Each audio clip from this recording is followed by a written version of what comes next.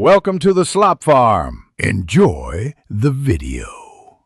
You'll start by signing into your Google account and opening Blogger or Google Sites. Make sure account recovery is set. Once done, click Create New Blog and enter a clear title so readers recognize you.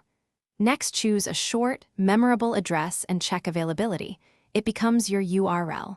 Finally, select a simple template to avoid design delays. This gets you past the first blockers fast and lets you move straight into building pages and posts without getting stuck on aesthetics. Now you'll build the structure. First, create essential pages like About, Contact, and Privacy so visitors understand your purpose. Keep text short and scannable. Then arrange the layout. Add a header, optional sidebar widgets, and footer links so navigation is obvious. Next, customize fonts, colors, and header image to match your brand and make sure mobile view looks correct. Once you finish these steps, set up a custom domain or keep the default address and configure SEO basics before writing your first post. Publish your first post by adding a descriptive title, headings, images, and tags so readers and search engines find you.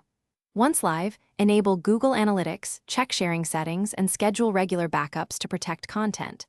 Make time to test comments, forms, and mobile performance. Preview posts in different devices.